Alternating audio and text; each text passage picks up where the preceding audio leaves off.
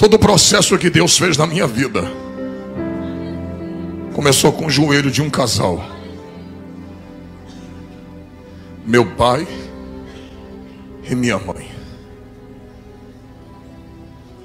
Fui nascido e criado dentro do Evangelho. Servi a Deus na época da igreja do pastor Teotônio, na igrejinha pequena de baixo. Depois se construiu a sede onde nós estamos até hoje, do qual meu pai e minha mãe servem a Deus no mesmo lugar há 50 anos, sem mudar de congregação. Olha para cá. Cresci escutando os homens louvando, a orquestra. Só que sabe como é filho de crente? Vai passando os períodos, e eu digo que a minha geração foi a melhor geração que já existiu. Porque a minha geração, eu brinquei de bola, eu brinquei de ioiô, eu brinquei de peão, eu brinquei de búlica, eu brinquei de gude, pique lateiro, pique esconde, pique-tá, pique alto, polícia e ladrão. Foi a melhor geração. A gente brincava. Carniça, quem lembra? A nossa geração foi a melhor que já existiu. Ali a gente viveu de verdade. Hoje tudo isso foi substituído pela tecnologia. As pessoas já não brincam, já não se comunicam mais, mas eu vivi aquele momento, nós vivemos esse momento. E só que a gente vai crescendo, vai saindo da adolescência. E com 15 anos eu já comecei a querer sair. Eu tinha regra para chegar em casa. Eu tinha que sair 7h30 da noite, e 10h30 da noite eu tinha que estar em casa.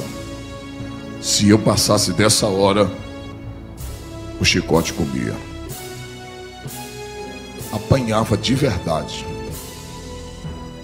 E eu me lembro que quando eu completei 16 anos, eu comecei, por curiosidade, a colocar o primeiro 15 anos, eu coloquei o primeiro copo de cerveja na boca. E aquela foi a minha perdição. Porque naquela época, quando você bebia uma cerveja, você se sentia mais adulto. E o que eu fazia? Não tinha dinheiro para comprar o cigarro. Eu pegava as guimbas de cigarro com os amigos e começava a fumar. E chegava em casa, antes de chegar em casa usava house, ou então pegava a parte de dente na rua mesmo, com a escova que já botava no bolso, e escovava o dente e chegava em casa, como se nada tivesse acontecido. Um dia, eu estava já com 16 anos, e nós estávamos saindo naquele dia, eu perdi a cabeça e bebi demais. E quando eu estava bem tonto, bem ébrio, um rapaz chegou para mim que se dizia meu amigo e disse: só tem um jeito de tu ficar bom. Eu falei: como? Ele disse: experimente isso aqui. Ele tirou um saco de cocaína do bolso. Eu falei: como se faz isso? Ele preparou aquela trilha para mim e eu cheirei aquilo. Quando eu cheirei, o efeito do álcool foi embora na hora, cortou. E olha como é que o diabo me pegou. Eu disse: então vou precisar pelo menos de um saquinho desse toda vez que eu beber. E toda vez que eu ficar bêbado, eu cheiro isso aqui e fico bom. E eu comecei dessa forma a me aprofundar no vício da cocaína. Foi assim que o diabo foi me pegando. Dali eu comecei a trabalhar e comecei a ganhar bem. E eu ganhava dinheiro toda semana. E R$100 há 20 anos atrás era dinheiro. E pelo menos do salário que eu tinha, R$100 eu pegava.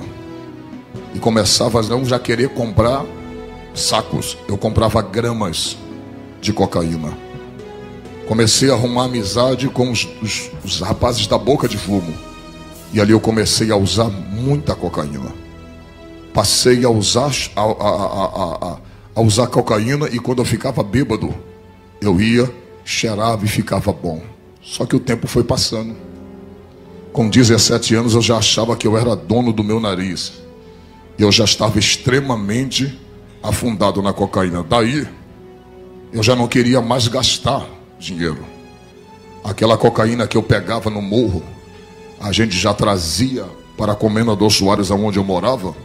E dali, nós pegávamos aquela cocaína semi-pura, nós tínhamos contato, e pegava aquela cocaína e colocava tudo quanto era desgraça ali dentro.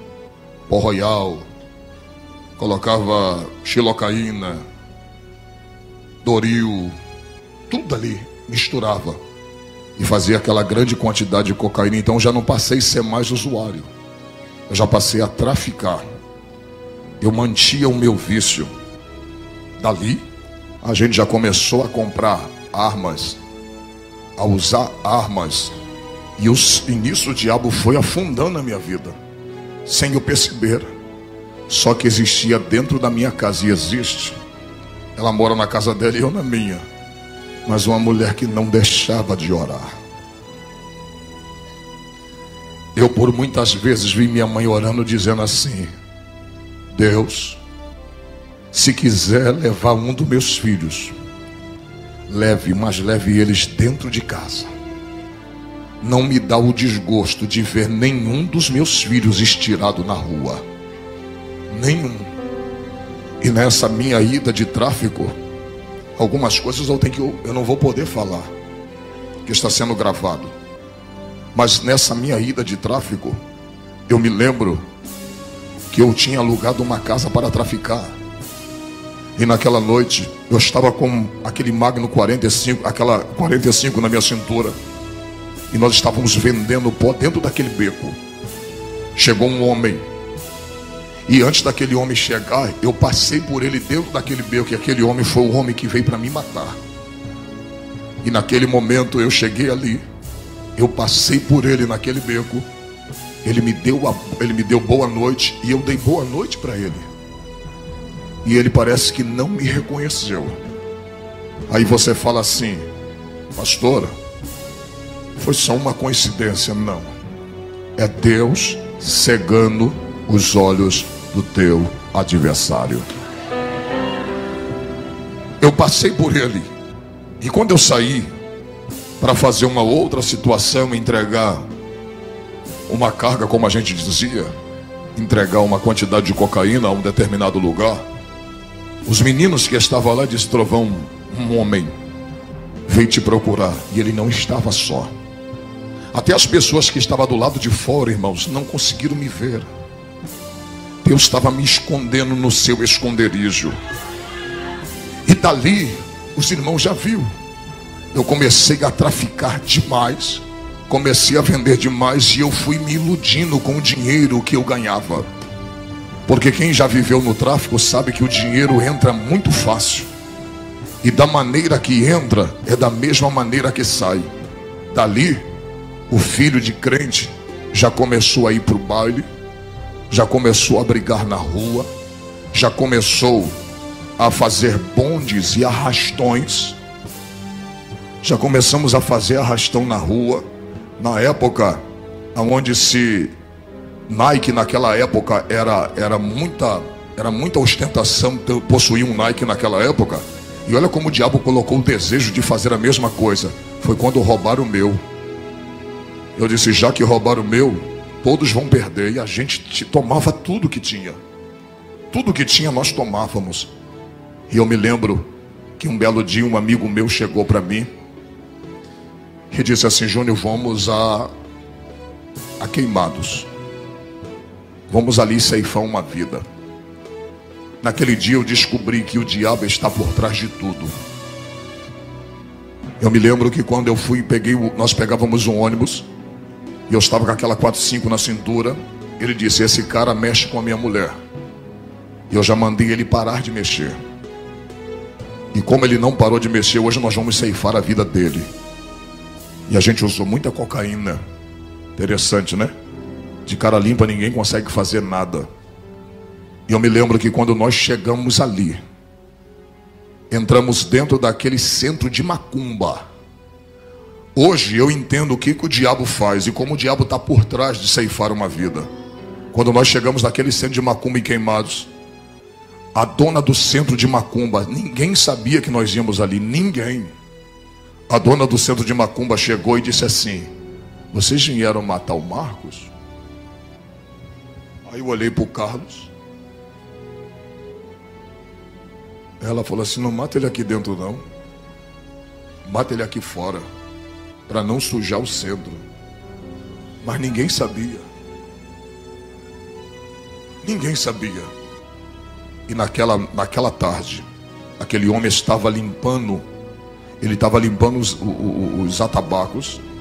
Ele estava limpando aquele... eu não esqueci o nome daquilo, aquele que se bate. Eu nunca fui na macumba em si. E ele estava limpando com pano. E o Carlos chegou para ele e disse: hoje a gente vai acertar as contas. Vem para cá. Ele: eu não vou. Aí eu puxei, levantei a camisa, falei: vai lá para trás. E quando ele ficou lá atrás do quintal, eu me lembro que o Marcos estava a mãe e o pai dele. E naquela tarde, o Marcos explicando para o pai e para a mãe dele, dizendo: você vai morrer por isso, porque você é sem vergonha. Você está mexendo com a minha mulher. Rapaz, o cara é endemoniado. Ele estava endemoniado. Ele disse assim: por que você não veio sozinho? Que aí nós resolvemos tete a tete. Por que você trouxe ele? O cara está diante da morte, mas ele está possuído por Satanás. Irmãos, naquela hora, por incrível que pareça, quando nós puxamos aquela arma para atirar naquele menino, um senhor que era o pai dele, de 76 anos no máximo, aquele senhor me agarrou de uma forma que eu não soube entender de onde veio tanta força na vida daquele pai. Ele disse: você não vai ceifar o meu filho, você não vai matar a vida do meu filho. E ele segurou a mim e a mãe dele segurou o Carlos. E aquele moço correu por dentro daquele centro espírita. Isso foi apenas 4 a 5 segundos. Quando nós procuramos aquele moço dentro do centro espírita, a gente não achou mais ele. Sabe o que Deus estava tentando falar para mim? Eu não quero que tu derrame sangue de ninguém. Eu não quero que tu ceife a vida de ninguém. Eu não quero que tu derrame sangue de ninguém. Existem coisas que Deus não permitiu fazer contigo, e existem coisas que Deus também não vai permitir você fazer com os outros. Irmãos, naquele dia Deus foi começando a despertar, e eu comecei a ganhar fama. Eu já estava indo para Nova Holanda, já estava no meio dos grandes do tráfico de droga, vivendo entre eles, tendo moral com aqueles homens. Vivia no Morro do Andaraí, ali na Saviana, aonde eu ia e buscava as drogas e trazia para a Baixada Fluminense.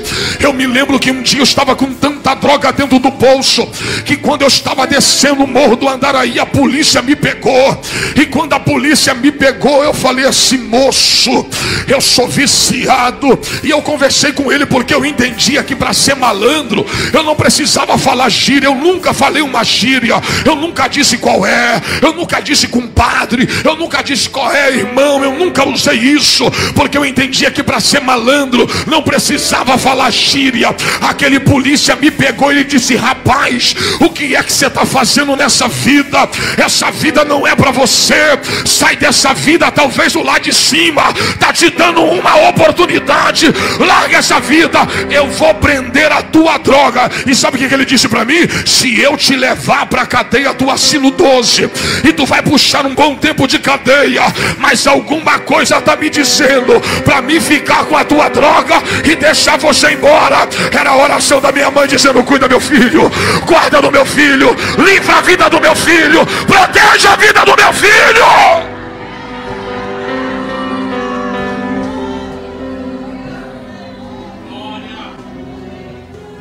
Olha para mim. Aquele dia eu tomei aquele bote, e sabe o que eu fiz?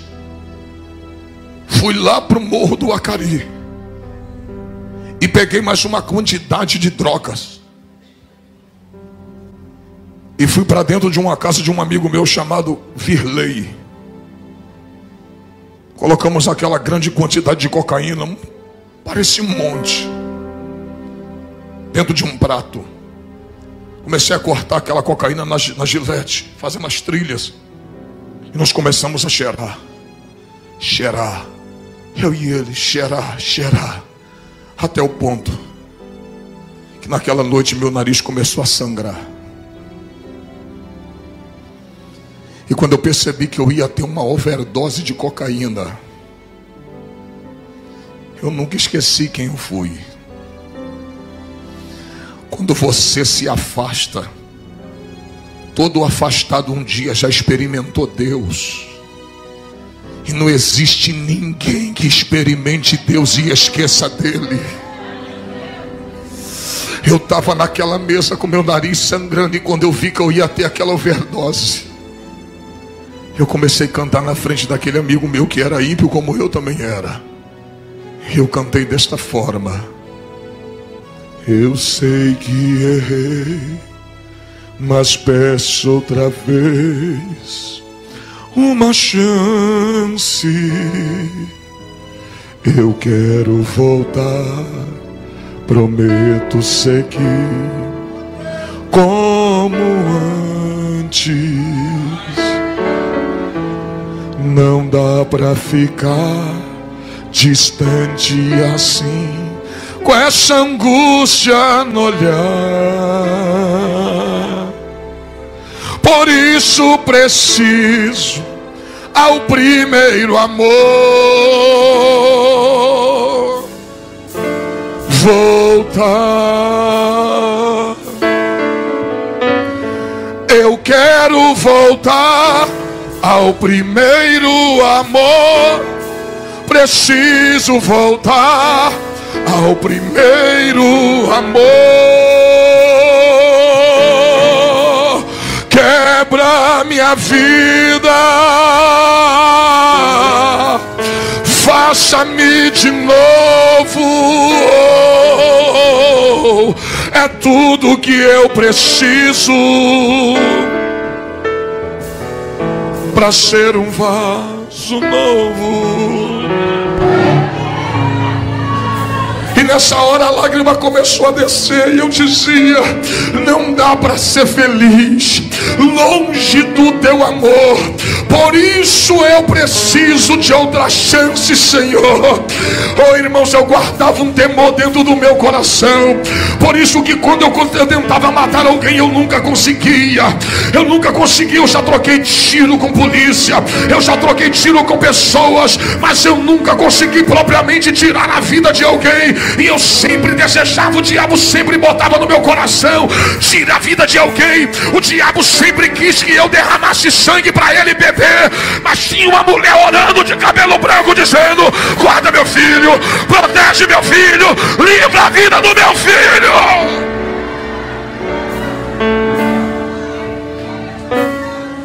Um dia se reuniu eu e mais 3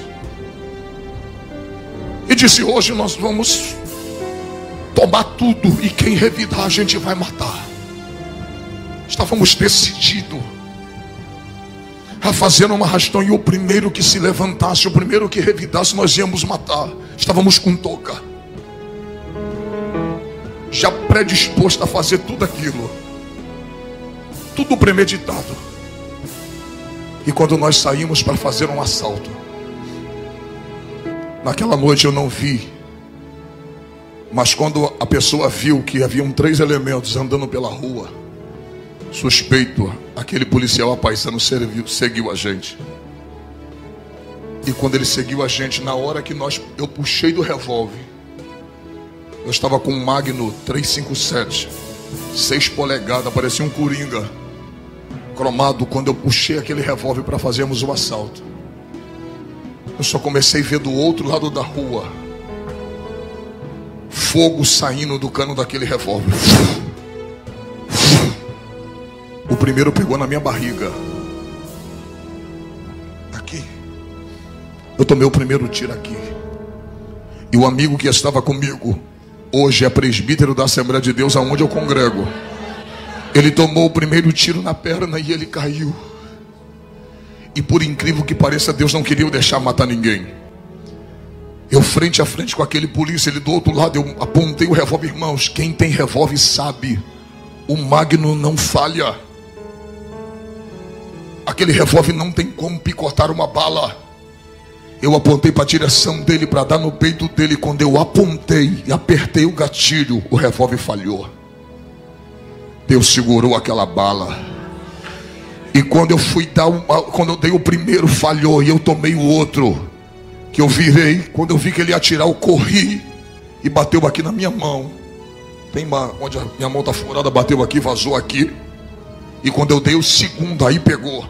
Mas eu já dei já com as costas, virando o pescoço e atirando para ele não atirar mais em mim. Naquele dia ali, eu tomei 2 tiros. O Henrique tomou um na perna. E o cara chegou na cabeça dele e disse: você vai morrer. E apareceu gente não sei de onde. Saiu, a rua estava semi-deserta. Apareceu pessoas não sei de onde, gritou: não faça isso com esse jovem.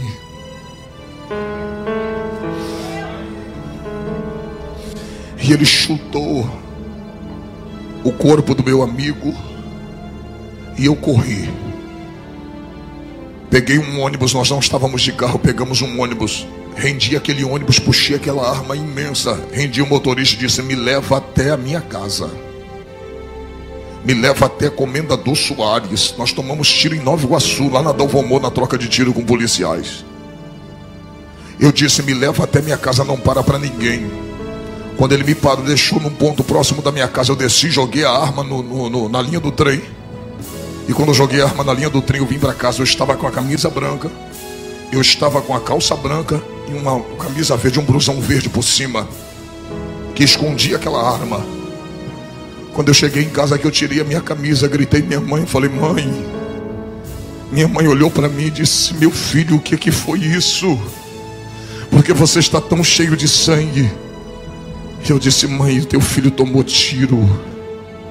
E minha mãe olhou como se fosse hoje, 20 anos atrás. Ela olhou e disse: meu filho, Deus preparou o coração da tua mãe para esse dia. E ela me lembrou de uma palavra que ela tinha me dito e eu tinha esquecido. Ela falou: você lembra 15 dias antes de você sair daqui? Eu já sabia para onde você ia. Eu estava indo para o morro, toda sexta-feira eu ia para o morro. E ela disse assim: eu estava saindo 7 horas da noite para ir para a favela. Ela me parou na porta de casa e disse assim: meu filho, nesta madrugada sua mãe estava orando por você.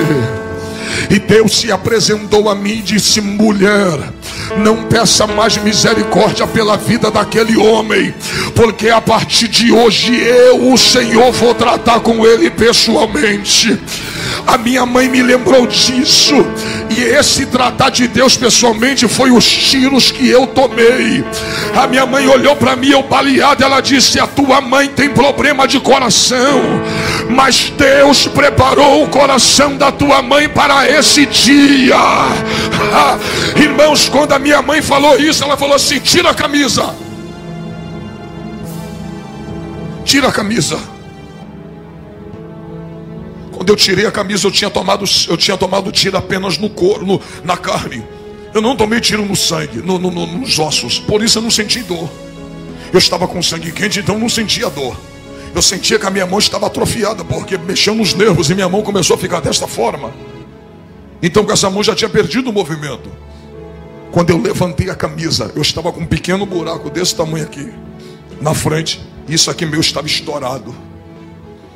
Estava aquele monte de carne esponjosa preta queimada pela pólvora. E o sangue descia. E quando eu vi o sangue descendo, eu disse: eu vou morrer, porque vai vazar muito sangue, eu vou morrer por falta de sangue. Minha mãe, desta forma que eu estou te falando, ela olhou para o meu pai e disse assim: meu amor, vai lá no guarda-roupa e pega uma camisa para o Júnior. Meu pai trouxe a camisa. Daqui a pouco ela disse: veste ele. Aí ela disse: agora desça a escada de nossa casa e leva nosso filho para o hospital. Irmãos, quando eu estava descendo a escada de nossa casa, eu tinha olhado para minha mãe com um último olhar de despedida, porque eu sabia que eu não veria mais minha mãe, eu ia morrer naquela noite. E quando eu estou descendo a escada, quando eu cheguei no 4º degrau da escada da minha casa, minha mãe olhou e disse: olha para mim, meu filho. Aquela foi a palavra de vida que eu precisava. Ela disse: olha para sua mãe, da mesma forma que você está saindo daqui com vida, a sua mãe vai entrar dentro daquele quarto agora e vai fechar a porta. Da mesma forma que você está saindo com vida, você vai voltar daquele hospital. E eu balanceei a cabeça e ela disse: sabe por que você vai voltar? Porque você é promessa de Deus para minha vida. E você vai voltar daquele hospital com vida. Irmãos, eu passei 3 dias dentro do hospital Souza Aguiar. Não quiseram me receber no Iguaçu, não quiseram me receber no Hospital da Posse. Disse: não tem vaga para ele, porque todos diziam, os bombeiros diziam: o traficante tem que morrer, deixa ele morrer, deixa ele sangrar até morrer. E naquele momento, em cima daquela marca, eu disse: a Deus, a minha vida está nas tuas mãos. Se tu me der mais uma chance de viver, eu vou voltar para o teu caminho, e da tua presença eu nunca mais me apartarei. Naquele dia, Deus parece que colocou o anjo do meu lado, e parece que Jesus estava injetando o sangue dele nas minhas veias. Eu sangrei de 9 da manhã, eu sangrei de 9 da noite até as 3 da tarde. Era para me ter falecido na mesa de cirurgia, mas naquele dia os médicos diziam, os bombeiros diziam: deixa ele morrer. Os policiais diziam: deixa ele morrer. Mas já tinha anjos ali. E do nada apareceu uma médica no hospital do Iguaçu e disse: eu liguei para o Souza Aguiar, e lá tem uma vaga para atender esse jovem. Cheguei no Souza Aguiar, ainda me deixaram sangrando, esperando no meio do corredor. De meia-noite até as 3 da tarde eu fiquei só com soro e perdendo sangue. Naquele dia o diabo queria levar minha vida, mas você não entendeu ainda. Enquanto eu estava perdendo sangue, minha mãe estava clamando pela vida dentro daquele quarto.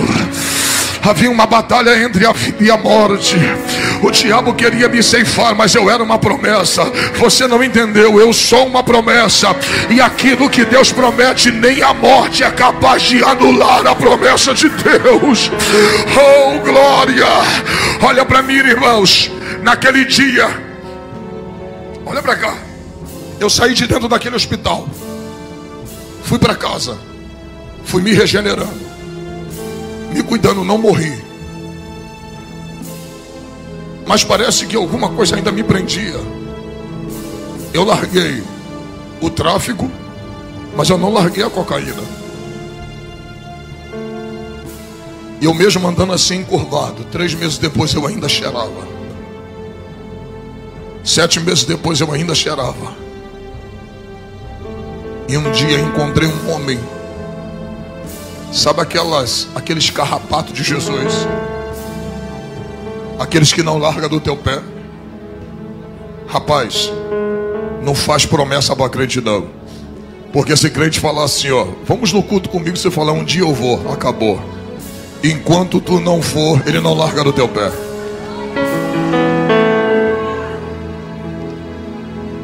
Era uma quinta-feira, olha para mim, quinta-feira. Eu estava com o bolso cheio de cocaína, mas eu não havia cheirado. O Maxi, que hoje é pastor, ele disse assim: Júnior, eu estou vendo que você está ébrio, você está bom, você não está ébrio, você não está drogado. Paga aquela dívida hoje. Eu falei: ô Maxi, hoje não. Ele: Júnior, se você for à igreja comigo hoje, depois da minha salvação e depois do meu casamento, será o dia mais feliz da minha vida. Aí eu pensei assim, eu falei: esse cara é chato. Então já que eu não cheirei, eu vou para a igreja, depois da igreja eu cheiro. Mas eu vou lá e pago a dívida e morre. Irmãos, fui em casa. Quem é das antigas que lembra das marcas? Eu tinha um tênis Reebok, uma calça da HD e uma calça da HD e a camisa da Hang Loose. Eu magrinho, chupado pela cocaína. Eu era muito magro, porque quem cheira é magro demais, é tudo chupado. Vai eu à igreja. 7 horas cheguei, 7 e pouca cheguei na igreja. Irmãos, a congregação do campo do pastor Geraldo Vicente, lá em Comendador Soares. Estava lotado na rua da Sobel, da antiga Sobel, lotada como está aqui. Tinha-se tanto de gente aqui na igreja. O púlpito cheio. Quando deu 8 horas, ele me apresentou. Ele disse: está conosco aí o Júnior, a convite do Max. Está aí. Irmãos, quando deu 8h25, Jonas ficou de pé e disse assim: Júnior, fica de pé. Eu disse: ele é. Ele falou assim para mim: você crê que Deus fala com um homem? Eu falei: creio, porque minha família é evangélica, eu nasci no berço evangélico, eu sabia que Deus falava. Ele: você crê que Deus falou comigo? Eu disse: creio. O Deus que eu sirvo veio no meu ouvido aqui agora e disse assim para mim: dá oportunidade para esse moço vir aqui na frente e cantar um hino para tirar dízimos e oferta para minha casa.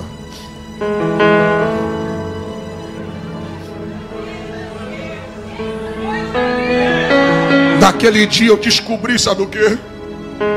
Quando Deus quer salvar alguém, até a liturgia do culto ele quebra. Porque a liturgia do culto diz que você tem que dar oportunidade para quem é crente e quem está em comunhão com a igreja e com Deus. Nunca para uma pessoa que não é crente. E vai eu pela primeira vez na igreja, abri a boca e cantei: quebra minha vida, faça-me de novo. É tudo que eu preciso para ser um vaso novo. Não dá para ser feliz longe do teu amor. Aqui na casa de Isabel, outra chance, Senhor.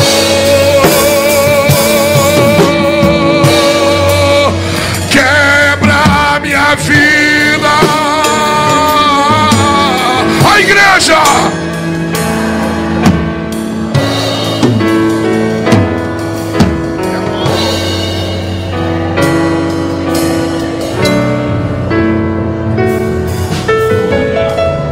Você está pensando que eu aceitei Jesus?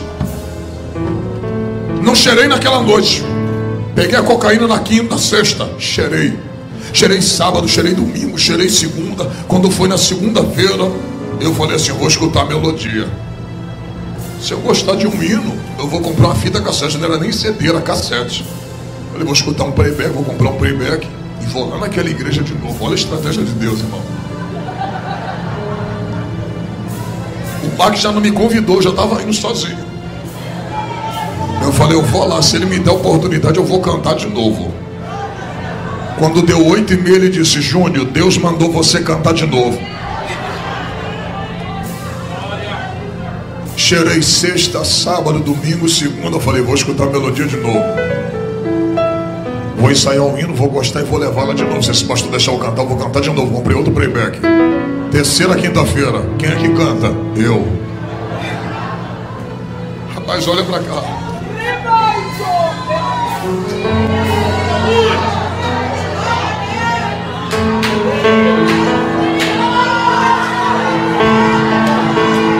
Ele colocou o ministério dele em xeque por causa da minha alma. Porque aquilo ali da reunião de ministério. Como você pode deixar uma pessoa que não é crente assumir um púlpito que é santo?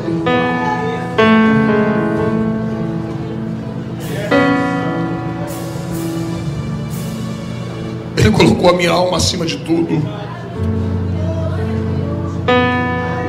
Na quarta, quinta-feira eu falei assim: eu vou lá. Escutei a melodia de novo, comprei um playback e disse: vou cantar, se ele deixar cantar eu canto. Cantei pela quarta vez na igreja sem ser crente. Quando foi na quinta vez, levei o playback, eu não cantei. Mas quem pregou? Pastor Jonas Baraquizo. Está na Assembleia de Deus do pastor João Nunes até hoje.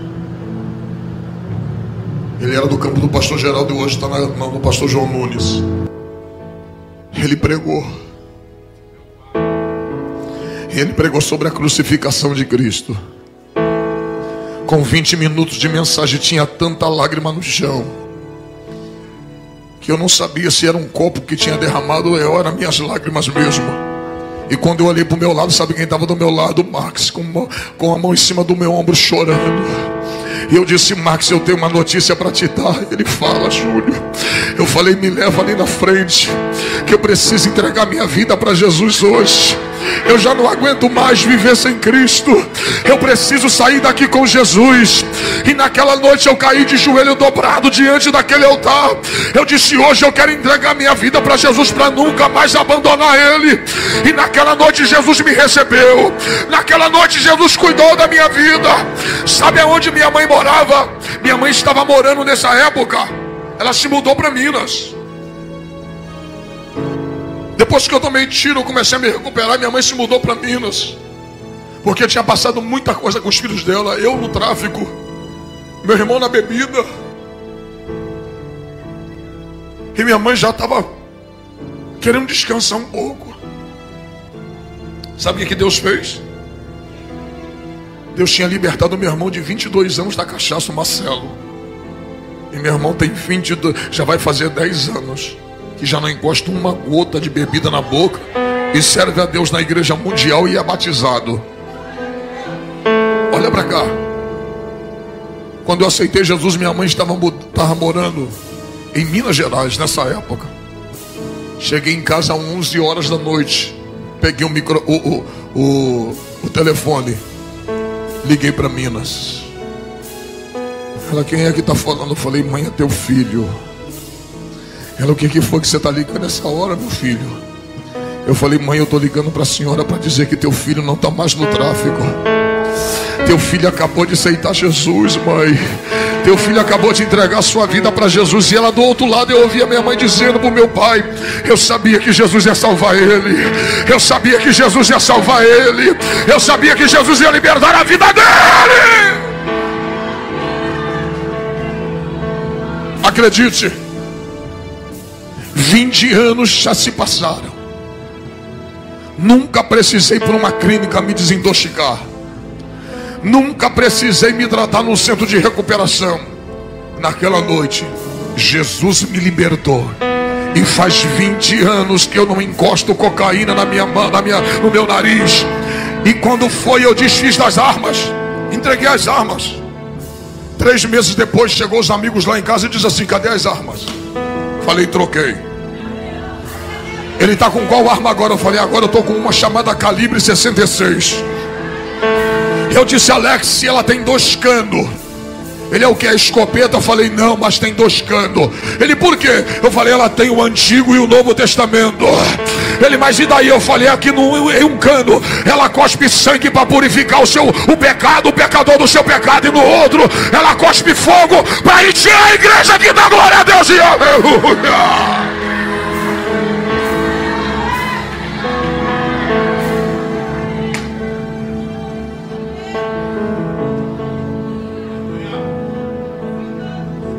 Minha esposa está aqui, não me deixa mentir. Encontrei o Jonas Baraquizo trabalhando numa loja aqui em Nova Iguaçu. Dei um abraço nele. Se alegrei com ele. 2 dias depois eu voltei em Nova Iguaçu com um paco meu de DVD. Falei: aqui, toma todos esses DVD. Esse aqui é os DVD do teu filho na fé.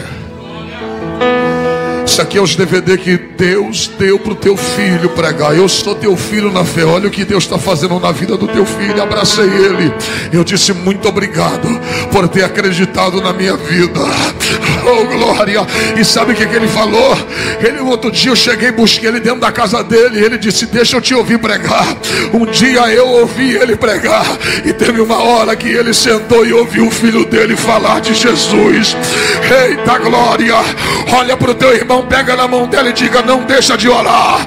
Deus está ouvindo a tua oração, mas uma hora Ele vai responder ela. E a hora que Ele responder, no final, é o nome do Senhor que será glorificado.